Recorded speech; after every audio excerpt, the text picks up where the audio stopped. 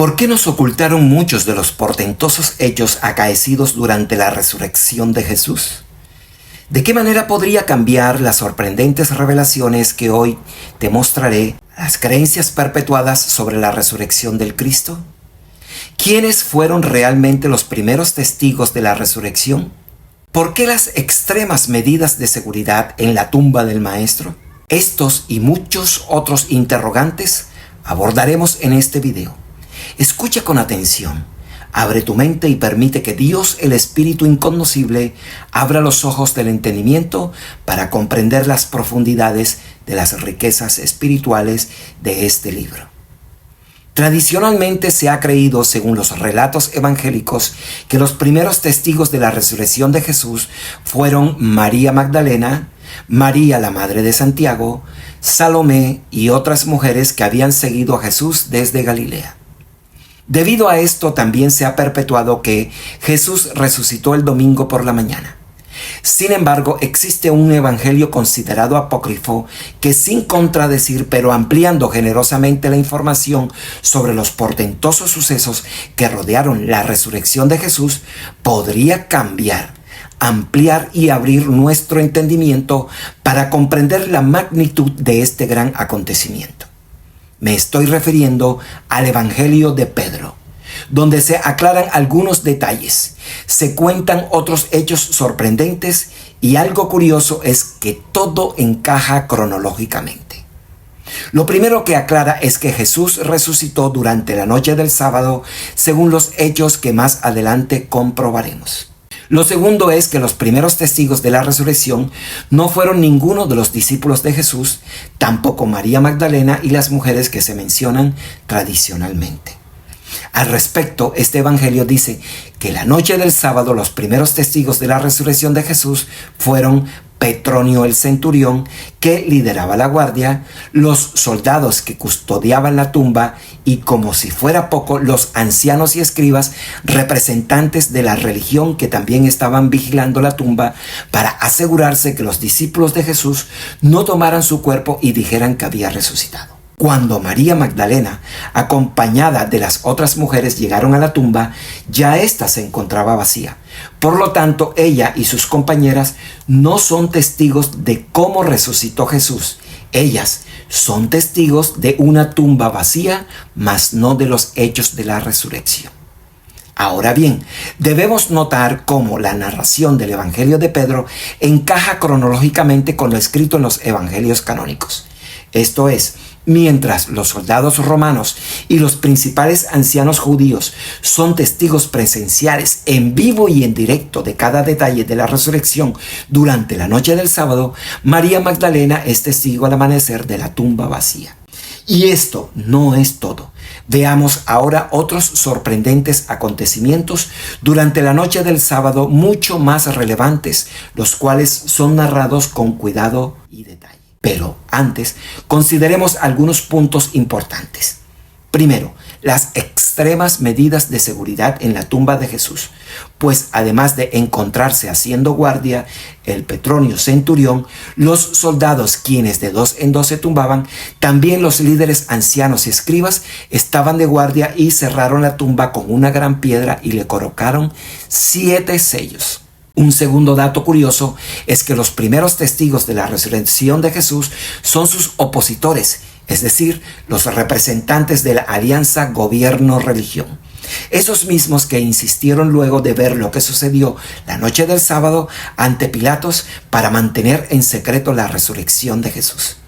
Al respecto, podríamos agregar que si el primer testigo hubiese sido un discípulo de Jesús, muchas cosas hubiesen tratado de hacer para negarlo. Sin embargo, algo consiguieron hasta nuestros días al excluir el Evangelio de Pedro del canon, uno de los más íntimos discípulos de Jesús.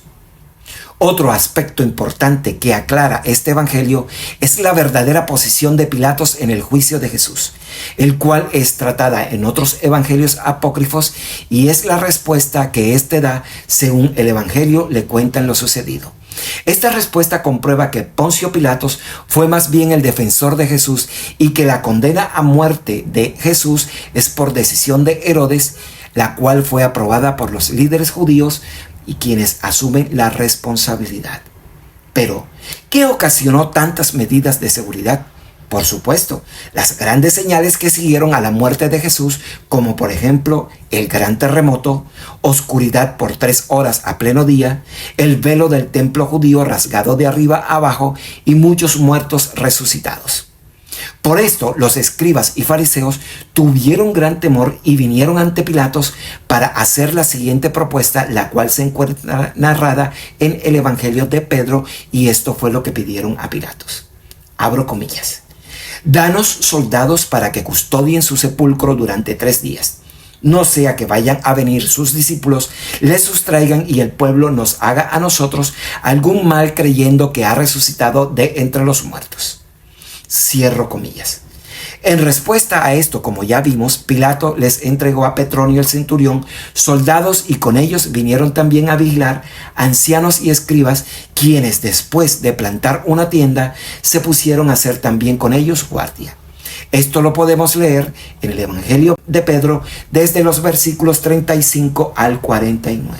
Escuchemos con atención ahora lo que quizás nunca te habían contado sobre la resurrección de Jesús y dice, abro comillas, durante la noche que precedía al domingo, mientras estaban los soldados de 2 en 2 haciendo la guardia, se produjo una gran voz en el cielo y vieron los cielos abiertos y 2 varones que bajaban de allí teniendo un gran resplandor y acercándose al sepulcro. Y aquella piedra que habían echado sobre la puerta, rodando por su propio impulso, se retiró a un lado, con lo que el sepulcro quedó abierto, y ambos jóvenes entraron.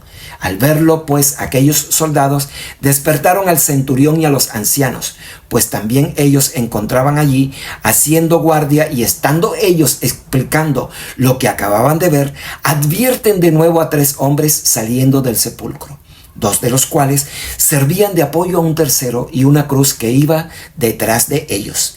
Y la cabeza de los 2 primeros llegaba hasta el cielo, mientras que el que era conducido por ellos sobrepasaba los cielos. Y oyeron una voz proveniente de los cielos que decía, ¿has predicado a los que duermen? Y se dejó oír desde la cruz una respuesta, sí. Entonces ellos andaban tratando entre sí de marchar y de manifestar esto a Pilatos.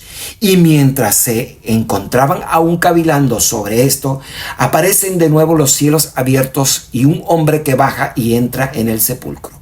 Viendo esto, los que estaban junto al centurión se apresuraron a ir a Pilatos de noche y le contaron cuanto habían visto, diciendo, verdaderamente era hijo de Dios. Pilatos respondió de esta manera, yo estoy limpio de la sangre del Hijo de Dios. Fuisteis vosotros los que quisisteis así. Además de la manera hiperbólica que describe a los 3 hombres, lo cual sugiere que 2 seres de luz acompañan a Jesús, y la manera burda de dar realce a su divinidad, también veo un hecho muy interesante aquí.